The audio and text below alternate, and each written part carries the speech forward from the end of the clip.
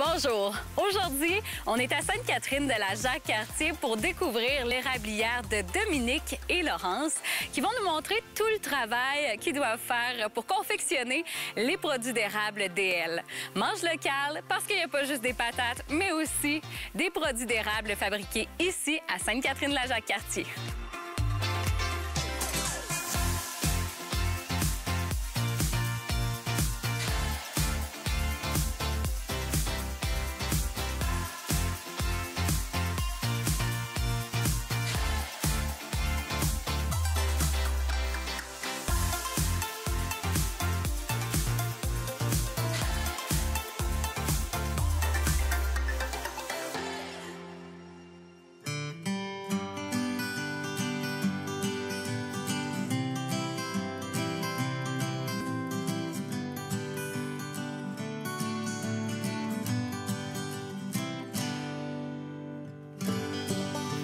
Je suis présentement avec Dominique Fizet, propriétaire de cette belle cabane à sucre. Ça va bien? Oui, ça va très bien. Merci de nous accueillir dans ce lieu où ta famille s'est installée à Sainte-Catherine de la Jacques-Cartier en 1923 pour établir une cabane à sucre.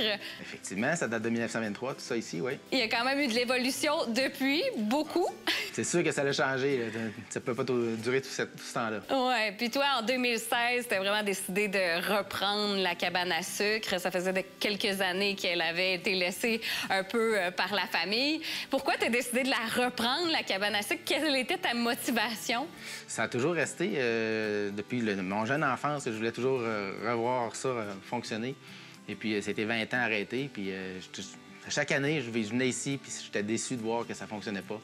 Puis, en 2016, comme tu dis, on a décidé de repartir ça, tout réinstaller, tout refaire les équipements, réinstaller les équipements pour produire une première année en 2018.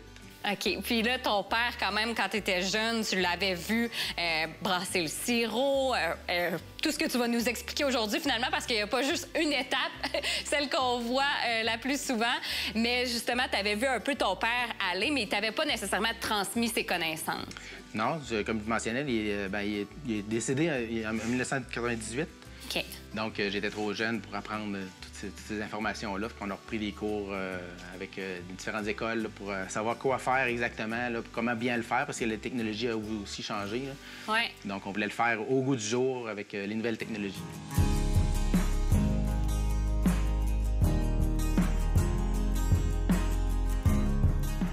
Mais c'est ça qui est intéressant parce que souvent, on pense que partir une cabane à sucre sans avoir eu nécessairement l'héritage familial qui vient avec ça, ça peut être un peu compliqué, mais il y a possibilité de se former, là. Oui, il y a l'école de Saint-Anselme qui offre un cours, un DEP, qu'on appelle, là, en acériculture. Fait qu'un jeune pourrait vraiment aller étudier là, avoir sans expérience, puis démarrer dans l'acériculture. Puis vous avez fait à cet endroit-là, justement, des cours de soir. Oui, exact. Des cours aux adultes, là, des petites formations qu'il y avait par les fins de semaine, là, qui donnaient des petites formations individuelles, avec l'installation de la tubulure, le bouillage, comment bouillir, l'osmose inverse, comment l'opérer.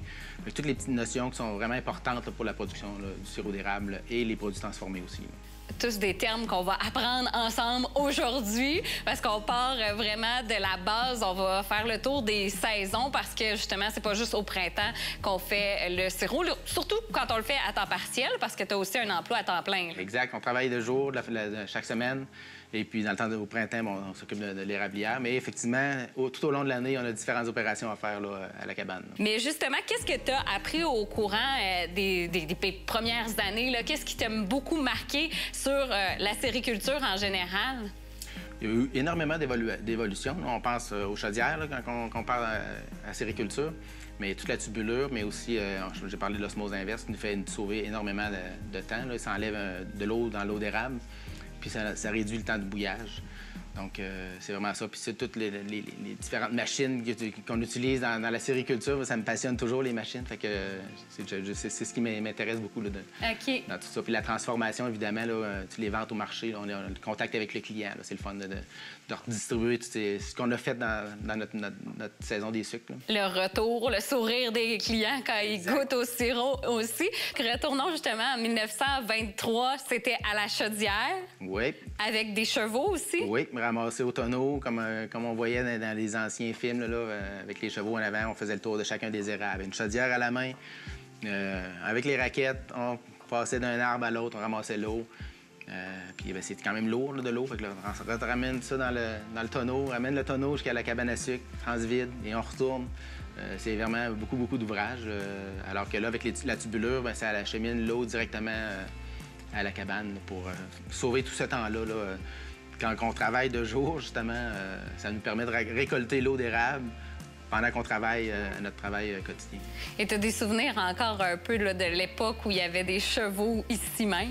C'est très loin, mais oui, je me souviens d'être assis sur le tonneau, trop jeune pour ramasser, ou fatigué peut-être, mais trop jeune pour ramasser, assis sur le tonneau. Puis mon père qui appelait le cheval pour que le cheval avance par lui-même. Ce qui était aussi impressionnant, les chevaux étaient vraiment bien utilisés, puis bien dressés. Les chevaux obéissaient un petit mot. Le cheval avançait, puis il arrêtait au prochain stop, sans même que mon père dise un mot. Je me rappelais qu'il arrêtait. Il n'y a pas de stop ici. Le cheval, il savait qu'il fallait qu'il arrête. Puis en 1971, il y a eu les tubulures qui ont été installées. Oui, effectivement, la tubulure, à ce moment-là, c'était seulement par gravité que mon père avait installé en 71 ici.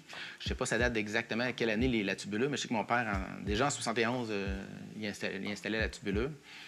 Pas toute l'érablière, la partie du haut qui descendait jusqu'à la cabane, puis la partie qui était plus basse continuait d'être à la chaudière. Puis j'ai aussi souvenir dans ces années-là, la tubulure, c'était du plastique, ça résistait pas très bien au soleil. Je voyais mon père ramasser les tuyaux à la fin de la saison. Oui, OK. Et puis se rappeler à quel endroit qu'il allait. Fait qu'il y avait un système de numéros pour tout identifier à quel endroit les tuyaux allaient. Ça m'a toujours impressionné. Les arbres sont tous différents dans la forêt. Fait que... Mais il a tout réinstallé les tuyaux pour la prochaine saison.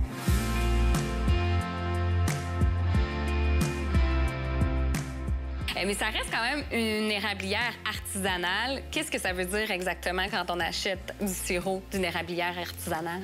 Artisanale, dans le fond, c'est que c'est les producteurs qui vont faire de A à Z jusqu'à mettre le sirop en canne et le distribuer, là, vraiment. Là. Fait qu'on fait toutes les opérations, c'est moi et Laurence là, qui les font, de l'entaillage jusqu'à le sirop sur vos tables. C'est nous qui le faisons. C'est vraiment de l'entrepreneuriat aussi. Est-ce que tu avais ça dans les veines, l'entrepreneuriat? Est-ce que tu avais toujours voulu lancer ton entreprise? Oui, j'ai eu des différents projets que je voulais lancer à différentes parties de ma vie. Puis celui-là, il couvre vraiment différentes facettes. Là, les dépenses, les revenus, le fonctionnement, là, le travail de nos mains aussi. Là. Fait qu'on a vraiment toutes les différentes facettes là, dans cette entreprise-là qui est fascinante. Oui, puis ça a évolué, c'est sûr, les normes et tout. Il y a beaucoup de choses à respecter. C'est tous des enjeux qui sont importants. Donc, c'est beaucoup d'apprentissage. Mais j'aimerais ça, justement, qu'on fasse un peu le parallèle entre toute la passion qui a été transmise. Ton père, on parlait de dollars aussi en 1923. Est-ce que vraiment tu penses que c'est l'entrepreneuriat ou la passion pour le sirop d'érable? Qu'est-ce qui était vraiment au cœur de ta famille au fil des années?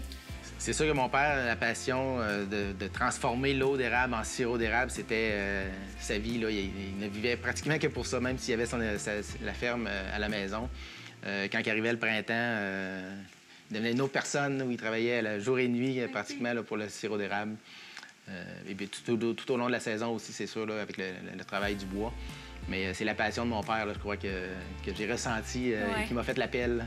J'aimerais ça justement qu'on aille visiter les installations, qu'on fasse le tour aussi de toutes les étapes par saison pour en arriver avec ce beau produit-là. Mais tout d'abord, j'aimerais te poser la question. Le titre de l'émission, c'est « Mange local ». Qu'est-ce que ça évoque pour toi, manger local? C'est des achats locaux, ça le dit un peu dans le mot. Dans le fond, c'est des achats des producteurs qui sont locaux, beaucoup moins de transport, puis les produits sont faits vraiment avec amour. Fait que c'est ce que je trouve de manger local. Effectivement, puis on va en parler avec Laurence tout à l'heure aussi de l'importance pour vous d'être présent dans des marchés également. Alors, allons faire un tour des installations. Parfait, merci. Yes.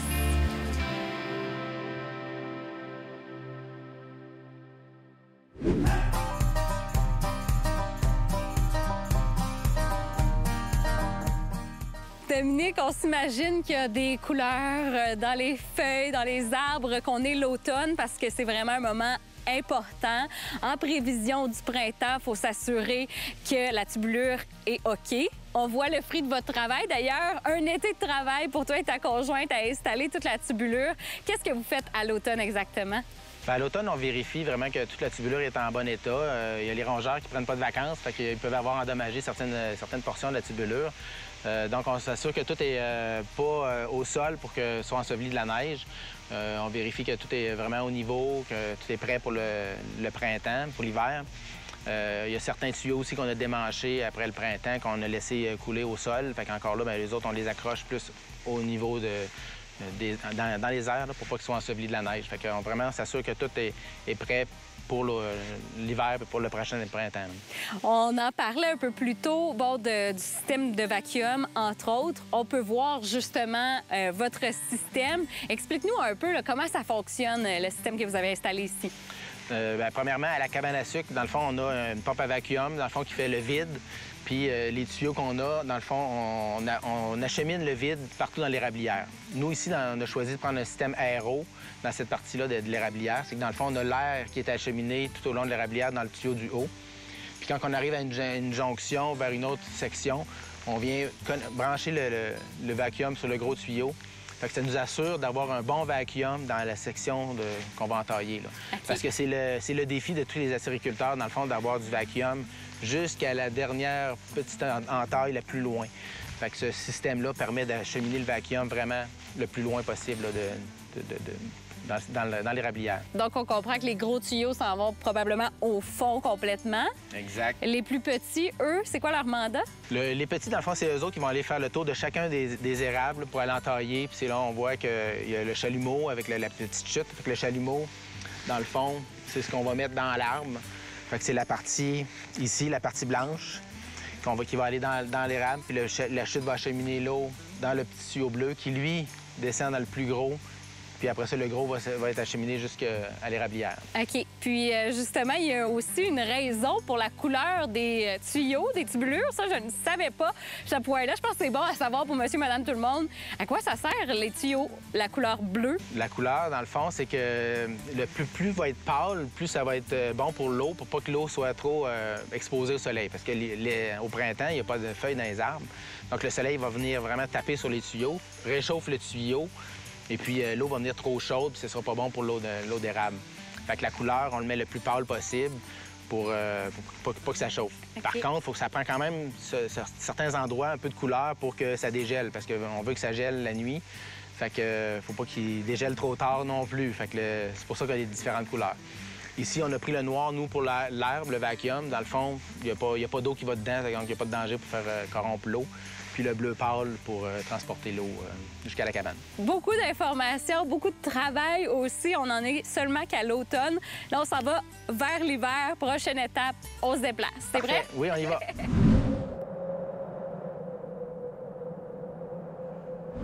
Dominique, on est rendu à l'hiver. Il manque seulement que la neige. Je crois qu'il y a des années au Québec qu'on ne sait pas trop en quelle saison qu'on est rendu. Et justement, c'est quoi les étapes qu'on fait à l'hiver en préparation de la saison des sucres? Bien, nous, ici, notre sirop, on le fabrique avec du bois. Fait qu'on... Bien, avec du bois. On chauffe l'évaporateur avec le bois. Donc, à l'hiver, nous, on va profiter pour faire l'entretien de l'érablière, abattre les arbres qui sont plus morts, puis on va le garder, ce bois-là, pour faire notre chauffage. Fait qu'on va sortir notre bois. Ici, on sort en longueur. Là. Je prends des grands billots, je les coupe de côté, mais je les mets pas tout de suite en bûche. Je vais le faire plus tard. OK. Puis là, on parle de combien de cordes? On est-tu capable de dire un approximatif pour 3 semaines d'à peu près de saison des sucres, là? Pour l'érablière en tant que telle, on va passer entre 10 et 12 cordes ici là, pour, notre production à nous. Puis on fait des bûches de 2-3 pieds de long là, pour cet évaporateur-là. Là. Quand même, ça en prend de la bûche. Et puis il y a aussi une étape non négligeable parce qu'on parle souvent du printemps comme étant la saison des sucres, mais ça commence aussi pas mal à la fin de l'hiver. Oui, on va... C'est sûr qu'on dépend beaucoup de Mère Nature, mais on va commencer à regarder pour préparer à entailler là, vers la fin de l'hiver, février à l'occasion, début mars, là, mais c'est pas rare qu'on va entailler là, en février. Il y a eu même des années qu'il y a des gens qui ont entaillé même en janvier. Ah oui? Il y avait eu un temps doux, puis on sait jamais combien de temps ça va durer. Donc, les gens avaient entaillé en janvier. C'était assez exceptionnel quand même, mais les gens avaient entaillé en janvier. Il y avait eu la production de sirop. cette année-là. Est-ce qu'il y a des risques à entailler comme plus tôt, puis que finalement, ça regèle beaucoup par la suite? Bien, le défi, c'est ça, c'est que dans le fond, c'est qu'on veut pas que l'entaille, elle sèche. Plus tôt tu vas entailler, plus il y a de chances que l'entaille commence à sécher puis qu'elle coule moins. Fait que c'est sûr que oui, quand on entaille tôt, il y a un potentiel de risque qu'il y ait moins de coulées là, quand il va arriver la grosse saison, si jamais la grosse saison est trop tard. Là. Et c'est quoi les bonnes conditions que ça prend pour faire un bon sirop? Pour faire un bon sirop, il y a beaucoup la production va se faire dans l'évaporateur en tant que tel. Là. Mais pour l'entaillage, on dépend vraiment de Mère Nature, à savoir quand est-ce que ça va être le bon moment. Est-ce qu'il faut que ça gèle la nuit ou pas trop? Les bonnes conditions pour que l'eau d'érable coule, oui, il faut qu'il y ait des moins 3-4 la nuit, 3-4 le jour. Puis qu'on oscille vraiment le plus longtemps possible dans cette période-là là, pour avoir une bonne coulée d'eau. C'est ce qui est la théorie nous dit. Ah, parfait. Puis là, bien, le plus important, le printemps, justement, les étapes qui vont faire qu'on va avoir le meilleur sirop en ville. Alors, on se dirige vers le printemps. On va aller voir ça. Oui. Yes.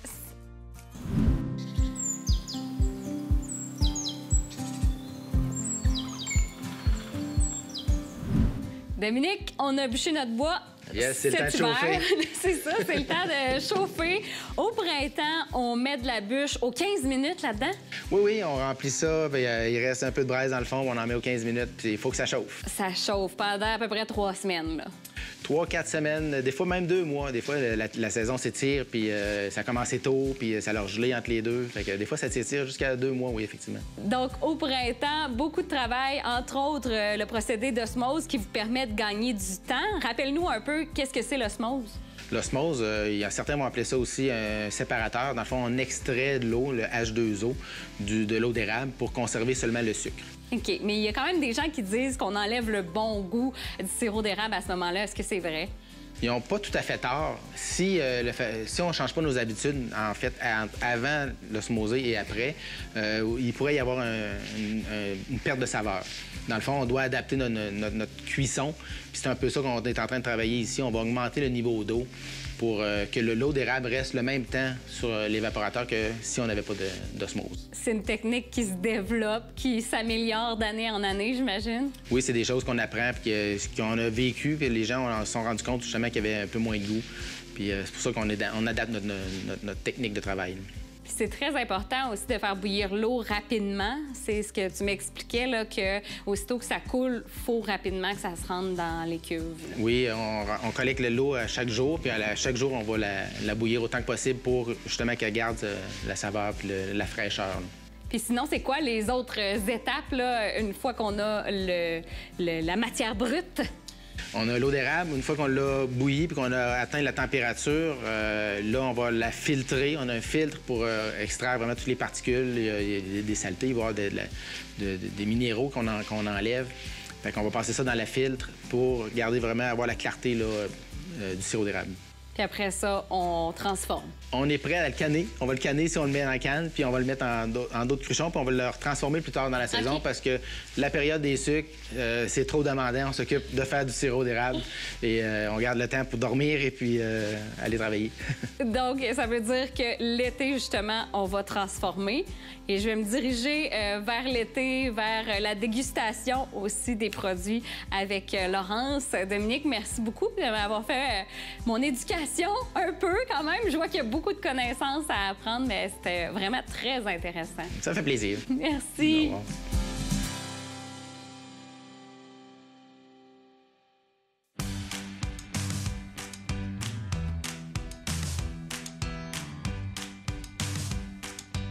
Je suis présentement avec Laurence, qui est la conjointe de Dominique, et aussi très impliquée dans la cabane à sucre. Ça va bien? Oui, très bien, toi? Bien oui, merci de nous accueillir. On est rendu à l'été, on a fait tout le processus, beaucoup impliqué un peu partout dans le processus. On en parlait tantôt avec les tubulures, vous avez fait ça à 2, mais entre autres beaucoup impliqué aussi dans la transformation qu'on fait l'été.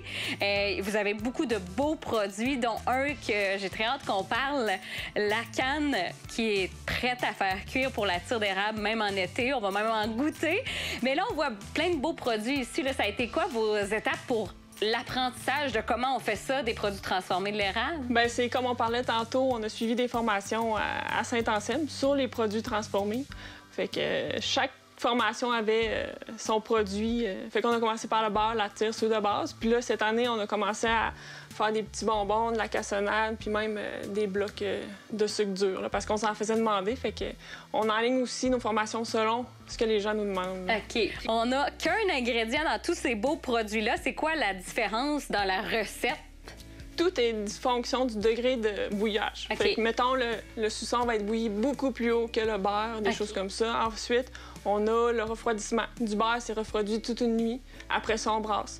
Fait que aussi le temps de brassage. C'est vraiment température, refroidissement et temps de brassage qui fait chacun des produits. OK. Puis là, ces produits-là, vous les présentez tout au long de l'été aussi dans des marchés. Publics, ouais. Ça vous permet, j'imagine, d'avoir du retour sur vos produits, de savoir ce que les gens veulent aussi. C'est quoi l'importance pour vous de vous rendre dans des marchés puis de présenter vos produits? Bien, c'est sûr que nous, on doit vendre absolument aux particuliers. On ne peut pas vendre en gros à l'épicerie ni à la fédération. Donc, il faut vraiment approcher les gens, leur faire goûter, leur faire aimer nos produits.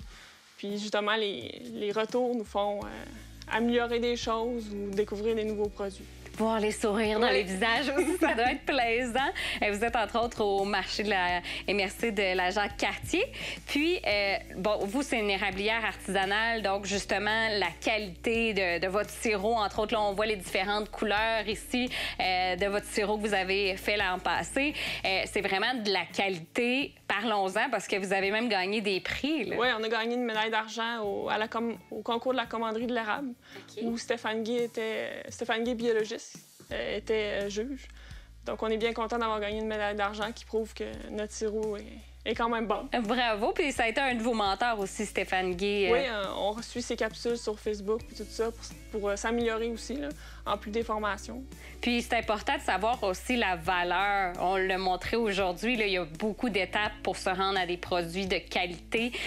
Stéphane Guy en parle beaucoup des prix qu'on doit donner à nos produits. Qu'est-ce que ça vaut? J'imagine que comme entrepreneur, parce que c'est une entreprise, beau être passionné, il faut aussi les vendre. Comment vous travaillez avec vos prix? C'est quoi votre philosophie derrière ça? Bien, c'est vraiment au moins de rentabiliser ce qu'on fait. On compte notre temps, mais pas trop, parce que c'est quand même beaucoup de temps, là. Mais on se fie à ce qu'on voit dans le marché, là. On peut pas se mettre à vendre 3 fois le prix du voisin, mais quand même, il faut vendre au prix que ça vaut. Oui. Puis vous, ben, justement, vous avez un produit qui est souvent très, très clair, ce qui est très prisé. Bon, ça dépend des goûts. Je peux poser la question qui tue. Selon toi, c'est quoi le meilleur sirop, clair ou foncé? Bien, ça dépend ce qu'on veut en faire. Okay. Si on veut le manger sur nos crêpes, par exemple, peut-être l'extra clair va être meilleur. Si on veut cuire un filet de porc ou quelque chose comme ça, le plus foncé va être meilleur parce que le goût va ressortir avec la cuisson. Mais toujours avec un bon goût délicieux. Ouais. Je vais goûter d'ailleurs celui-ci, qui est quand même assez clair, justement. Ouais. Là. Fait que lui, il a été brassé quand? Cette année, en 2021. Une partie de plaisir. Puis là, le sirop, justement, vous avez décidé de le décliner d'une autre façon pour faire la tire. Même en été, on va le faire tout à l'heure sur la glace. Et c'est un produit quand même assez unique là, que vous avez développé, la canne qui est déjà prête dans l'eau qu'on fait juste bouillir. Explique-nous un peu, c'est quoi l'idée derrière ça? Bien, c'est pour faciliter la vie aux gens. De la tire en pot, c'est bon, mais ça ne bat pas comme sur la neige ou sur la glace que nous, on va faire, là. C'est pour revivre le printemps à l'année. Fait que c'est vraiment de la tire dans la canne qui habituellement contient le sirop d'érable. C'est de la tire, puis on la fait tout simplement bouillir. Puis après ça, on est prêt à servir sur la neige ou sur la glace. Wow! Moi, c'est la première fois que je vois ça. Je vous trouve vraiment cool. On l'a pas vu souvent.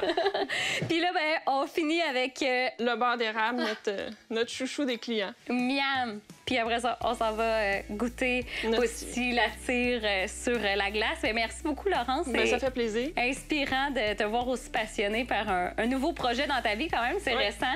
Qu'est-ce qui te passionne le plus en terminant, justement, de toute cette belle aventure? Bien, c'est toute la diversité du travail. C'est jamais routinier non plus. Là. On a fait toutes les saisons. Chaque saison a son travail. Fait qu'on tombe pas dans la routine. C'est vraiment tout le temps du nouveau à chaque semaine. Beaucoup d'apprentissage. Oui. Mais merci de nous avoir accueillis. Merci. Bon appétit.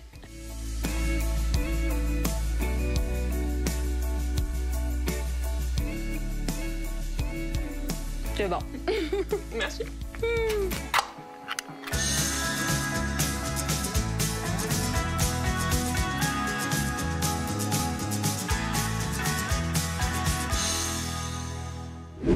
Malgré toutes les parties de sucre et tout le sirop étalé sur nos crêpes le dimanche matin, on sous-estime souvent tout le travail des acériculteurs. On en a appris beaucoup aujourd'hui et j'espère que ça vous a donné le goût d'encourager des acériculteurs locaux comme Produits d'érable DL que je vous invite à suivre sur leur page Facebook et aussi dans les différents marchés locaux. On se laisse avec quelques images de la prochaine émission. Bye bye!